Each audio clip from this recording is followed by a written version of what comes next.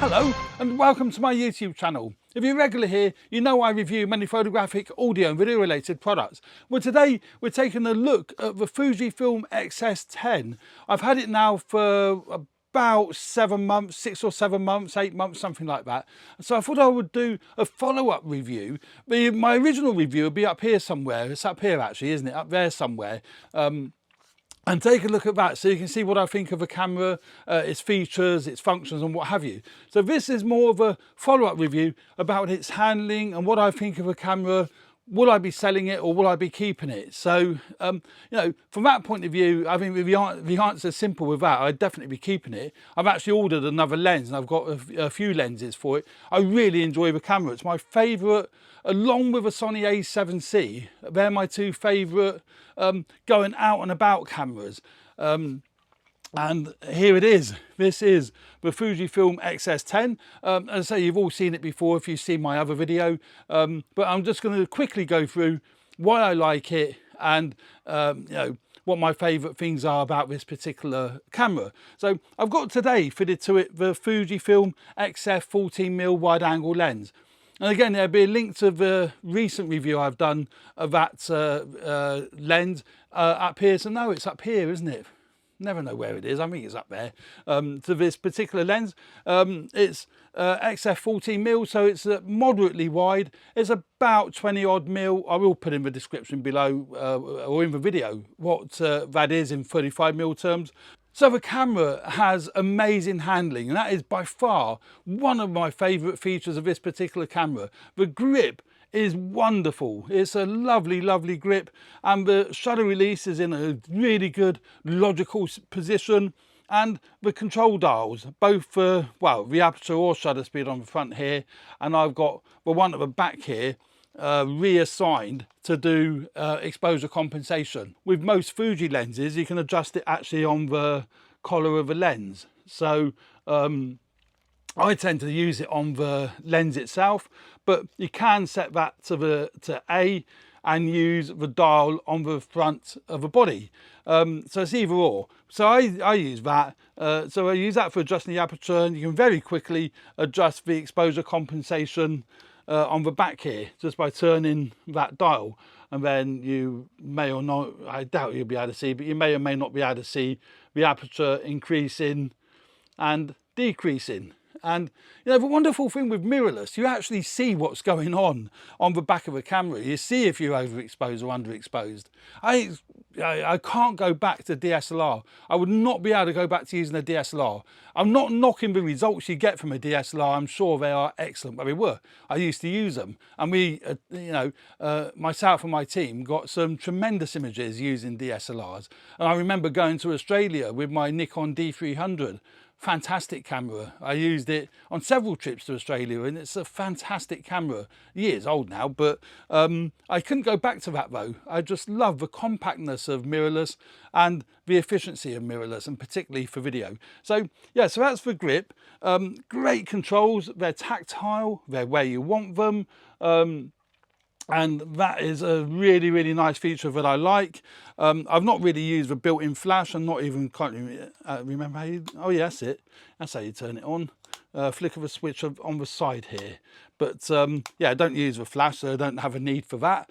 I do enjoy the 3-inch articulating screen. This seems to be a feature that's appearing on almost every camera that comes out now, but it has got this rather nice 3-inch articulating screen. That's a great feature. More so for video than photography. I think for photographs, I prefer, like my Sony A7R III has, which I'm filming a wide shot over there with the A7R III. That's got the tilty up and down screen. I prefer that, oddly enough, for photography, but I prefer the tilty-wilty screen, or the articulating screen, for video. It just makes a lot more sense for video. You can actually see what's going on without having to plug external monitors in. So that is that. So it's got your focus joystick, so you can actually move your focus point where you want to move it to be able to take a photograph, and you can adjust the size of that focus focus area by using the wheel on the back of a camera. And you said it's a wide, it does autofocus continuous, tracking, face tracking, all the rest of it. So it's a pretty well spec'd camera, PASM dial on the top. But yeah, a really, really nice camera to go out and about using. For focusing, I tend not to use the stick. I tend to move the focus point with me touchpad. So using my thumb on the back of a camera with it up to my eye, I do that to set the focus point, and then that takes a photograph and away you go. The other thing that I love about this particular camera and most Fujis is the display. Now the display for me is great because I can set the on the bottom here you see your aperture settings, your exposure compensation, and all the other really important information. Well, that's also in the viewfinder, but in a lot of cameras, particularly Panasonic, the Sony A7C is really bad. It's so tiny, it's tiny, tiny, tiny, really hopeless for my eyes. I do struggle to see the settings. With this though, it's bold and it's big, and you can adjust the size of the display. So that's set to large, but a swipe, I've set a swipe up because it's got 4 swipeable commands. I've set the swipe up from this way to set that. So that's now gone to small, and if I go back, that'll now be large. So you can just adjust between large and small for the display, and that is fantastic. That's really good, particularly for my eyes. The viewfinder is great. It's a really bright and bold viewfinder, even though it is only an APS-C sensor. So actually the viewfinder on the Panasonic G9 is fantastic. That's a 3.6 million dot viewfinder, and that is awesome as well. But I'm loving the viewfinder on the XS10. I can go out and about, either use the monitor discreetly or I can use a viewfinder, and I don't have any issues whether it be dark, light. The refresh rate is really good. Yeah, very happy with all the controls.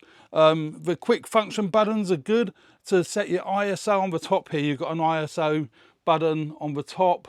You've got a Q button for bringing up your quick menu. And again, I've added things to the quick menu. It's completely configurable. I've got mine set to 16. You can have 8, 12 or 16 items on that quick menu. I've got it set to 16.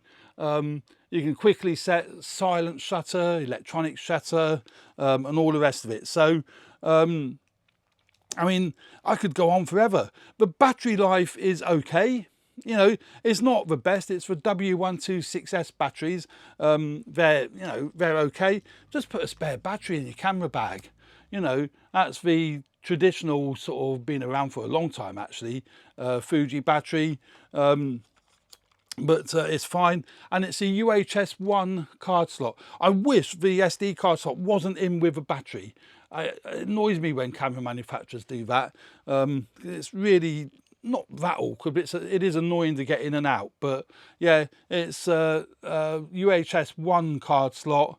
So the burst rate's going to be a little bit slower. But and it has got the 5-axis image stabilization. That's what attracted me to this camera. So you can take really slow, you can go down to a slow shutter speed and still get great images. I'll show you on here. I'm actually using Capture One now for editing me photos. I still subscribe to Lightroom, but I think I will cancel my subscription some point soon, because I'm getting on so well with Capture One. I've only had it a week or so, but it's a great bit of software. Let's have a look at where we got slow shutter speeds. Let's have a look at that one. Now, that train is just pulling out the station, so it isn't travelling at a particularly fast speed. And you'll see here, really nice and sharp, and that was, I think, 1/10 of a second, something like that. If we go into our metadata, we can see what that was shot at, 1/13 of a second, and that's handheld at 1/13 of a second. I think that's it's pretty damn good. And there's many examples I've done with very slow shutter speeds, just to prove, look at that one. That one is 1/20th of a second. Now that's been edited. Obviously I shoot raw, so I wasn't you know, shooting black and white. But again, in Capture One, it's really marvelous. You go into that sort of coloured wheel thing, and you can set what simulation you want. So you can set any of the Fuji simulations straight in Capture One. So as long as you're shooting raw, you can change it to whatever you like. And if we look at this before and after, isn't that clever how you can do that? I wonder if that does that in full mode. It does. Look at that. Wow. So you can actually, you know, see that's what it was like before. That's what it's like after. And that is so sharp. If you look at, you know, look at this girl's jacket. Beautiful sharpness at 1/20th of a second. So you'll have no problems with the XS10 getting nice sharp images. Let's have a look at Fuji XS10 samples. Let's go into that. Let's just quickly spin through some of these. Oops, that's a bit tight, isn't it? But again, the sharpness on that, whatever it is, I don't know what's in the garden, is great. Colours are great on the Fuji bodies. You know, even in crap weather, lovely colours. Lenses produce nice sharp results. The handling, dynamic range is really good. And look, and that's in quite darkness. That I don't know what Mandy's put on that, but let's go to this, and we can very easily bring up the shadows. Let's get rid of this before and after. Actually, we can see. Let's move that to there and leave it before and after turned on. We can actually see what difference that makes. So you can see how that is affecting the shadows. That's brought them up really well. Let's take the highlights down a bit. Well, I'm going to be an expert at this program in no time at all. I don't think so, but bit of clarity. Bit of structure. Let's take that before and after off. Let's go to full frame, and you can see there, and that is a nice sharp image. Look at that sharp, and it works really quick. The preview images previews them really quick. I was probably taken on my XF what's this, 16-80 lens. That's the XF 16-80 lens. Beautiful lens, weather sealed, and it's got image stabilization, optical image stabilization in the lens. Really nice focus ring, and again your lovely manual aperture rings. Again, this is a wonderful feature about the Fuji cameras. They're very tactile, they're just lovely to use. Although the XS10 is a bit of a departure for Fuji, well, quite a bit of a departure for Fuji, because they've gone with a more traditional feel, a more traditional look. It hasn't got the ISO dial on the top and the shutter speed dial on the top of the camera. It's got a traditional PASM dial and a multi-function dial on the back here. Now I've left it as it was came out of the factory with, and I quite like that. I've left it set to my simulation modes, so you can scroll through there to get your simulations, whether it be, I mean, Prevere, black and white, whether Astra, whatever it is, classic chrome. These are all the different profiles, simulations that Fuji provide, but they only affect the JPEG images. They don't affect the RAW images. So I always shoot RAW anyway. So I don't really have a use for those particular profiles. And if I want to adjust anything, because of Capture One, Lightroom can do it as well. But getting to these internal profiles with Capture One is, I find, a lot easier than what it is on Lightroom. And I'm finding, as a lot of people are saying, Capture One is better for editing Fuji files. I've been editing Sony files in it. I find it works with all of them. There will be a link in the description to download the trial version of Capture One. I highly encourage people to do it. It is more expensive than Lightroom if you decide to buy it, but they do a one-off purchase one and a subscription model, where Lightroom only have the subscription model. So if you just want to buy it outright, fine, go ahead. and do that. But yeah, a great camera, and as I say, lovely as a travel camera because it isn't heavy. I will put in the video the weight of a body. It isn't heavy, and with these lenses it's definitely not heavy. But even with its bigger lenses, it still is a nice compact body. This lens is quite heavy, this 16-80, but cracking lens, and even that is a cracking you know, setup. And being 16-80, what's that, 24-105, something like that, 20-105, I'm not sure, I'd have to look it up. But yeah, great lens, and a great combination with this particular body. But I am enjoying the primes. Video quality is great with the X-S10. It does your 10 bits, it does all the different codecs that you're going to need. It doesn't match the likes of a GH5 and quite a few others, but it certainly is competitive with the Sony A7C, the A7 III, and many other Sony cameras and the other brands of cameras. But it is limited to a 30-minute record time, so it does cut off after 30 minutes. Not a big deal. I find that annoying in the studio here because I make fluff up, so I can just keep on running. Because what I'm doing, I'm running two Sony A7Cs and my A7R III as the main cameras. So I've got the close-up shot with the 85mm lens on one of the A7Cs. The other A7C is my 35mm lens, but in crop sensor mode. And then in the A7R III, I've got the 20mm lens with the Tamron 20mm lens in crop sensor mode. And then I'm running a ZV-1 here, picking up the close-up shots. But if I run over 30 minutes, I know my two A7Cs and my ZV-1 will still keep running. So the other cameras might die. I'm also playing with my Panasonic G9 over here with the 56mm Sigma lens. I want to see how good the autofocus is. So I'm playing with it just to see if the autofocus is holding up. So there we go. And I'm looking at it here on my, so I'm using the little wireless transmitter, and I can see on my iPad the focus looks pretty good actually. So there we go. I hope you found that useful. On the side it's got HDMI out, USB. You can't power it via USB, but you can charge it via USB, which is which is okay. What else can I say about it? It's a great camera and I'm really enjoying it. I can highly recommend it. Fantastic value for money. I mean, for what you're getting for under £1,000, I think it does represent one of, if not the best value for money camera on the market. I really do. I genuinely do.